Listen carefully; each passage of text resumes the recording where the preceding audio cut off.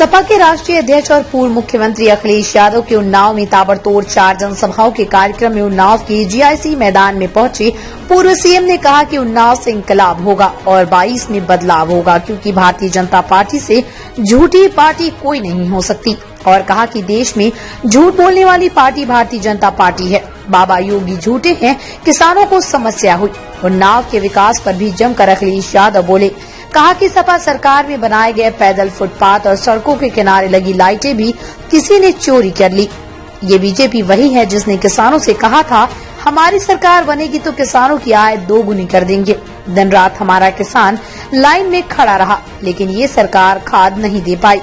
कानपुर में प्रधानमंत्री नरेंद्र मोदी के मेट्रो के शिलान्यास कार्यक्रम के बारे में पूर्व सीएम अखिलेश यादव ने कहा कि हमारी सरकार ने मेट्रो का निर्माण कानपुर में करवाया था। ये समाजवादियों की देन है। हमारी सरकार ने कानपुर में मेट्रो का शिलान्यास किया था।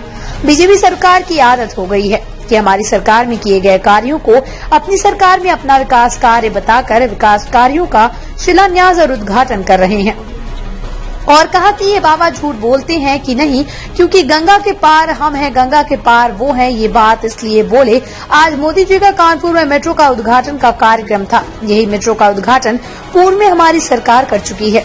उन्नाव के शुक्लागंज नगर में अपने कार्यकाल में बनवाई गई सड़क के बारे में जिक्र किया और कहा कि पैदल फुटपाथ में लगाई गई लाइटें समाजवादी सरकार में जलते थे, लेकिन जैसे ही समाजवादी सरकार सत्ता से दूर हुई तो सड़कों पर लगने वाली स्ट्रीट लाइट चोरी हो गई एवं खस्ता हाल हो गई। हमारी सरकार ने साइकिल से चलने वाले लोगों के लिए अलग से रास्ता दिया। वो रास्ता भी मौजूदा सरकार में खत्म कर दिया गया। ये साइकिल ट्रैक इसलिए बनवाया गया था कि हमारे जो गरीब मजदूर भाई हैं वो एक्सीडेंट से बचें और हाईवे के किनारे साइकिल ट्रैक से ही अपनी यात्रा को करें। कानपुर में इस व्यवसायी पीयूष जैन के यहाँ घर से रुपए दीवार में मिलने की घटना का जिक्र किया और कहा कि इतने रुपए मिले कि रुपए गिनने वाली मशीन आ गई। इतने रुपए मिले कि 4 दिन लग गए। मैं पूछता हूँ, बताओ सरकार किसकी है? और ये रेलवे किसका है? हवाई जहाज किसका है? सड़कें किसकी हैं? बैंक किनकी है? और आरोप लगाते हुए कहते हैं कि ये रुपया भाजपाइयों का है, समाजवादियों का नहीं है। जैन ने जो इत्र बनाया था,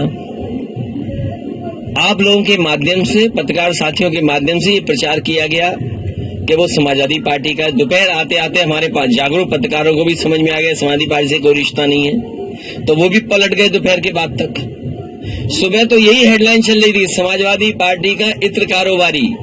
लेकिन मुझे खुशी है दोपहर आते आते हमारे पत्रकार साथी भी समझ गए कि समाजवादियों से कोई लेना देना नहीं है। आपको ये सोचना चाहिए कि गलत जगह छापा मार दिया। बीजेपी ने अपने ही कारोबारी पे छापा मार दिया, उसकी सीढ़ियां निकलवाइए। अगर एक एक भाजपा के नेता का नाम ना निकले तो बताइएगा।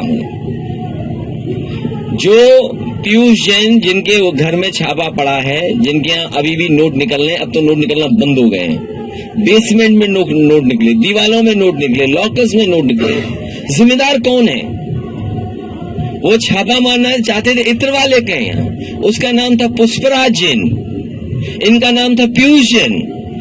लगता है डिजिटल इंडिया की गलती हो गई, पुष्पराज जैन की जगह पीयूष जैन आ गए, तो पीयूष जैन के यहाँ छापा मार दिया। और सोचो क्या निकला। सोचिए उत्तर प्रदेश में इतना रुपया किसी का नहीं निकला होगा। जो सरकार में है वो बता सकते हैं रुपया कहां से आया है। जिनकी बैंकें हैं वो बता सकते हैं कि बैंकों से पैसा कब निकाला गया है। और अगर नई नई गड्डियां निकली हैं उसमें, तो जिस बैंक की गड्डी पर नाम लिखा होगा, जिस बैंक से निकला होगा, वो बैंक बता सकती है कि किस समय निकाला गया है। उसकी पर्ची पे भी लिखा होगा कि किस ब्रांच की है, किस तारीख की वो गड्डी है, और नंबरों से सरकार जान जाएगी आखिरकार कहां से निकला है पैसा। तो सोचो सरकार स्वीकार करेगी कि नहीं करेगी कि जो व्यापारी कहते थे और जो आम लोग कहते थे कि नोटबंदी से अर्थव्यवस्था नहीं बच सकती, नोटबंदी ने उनकी योजना फेल हुई है। जीएसटी जिस तरीके से लागू होनी चाहिए थी, जिस तरीके से जीएसटी का व्यापारियों को लाभ पहुंचना चाहिए था, वो जीएसटी भी योजना उनकी फेल हुई है।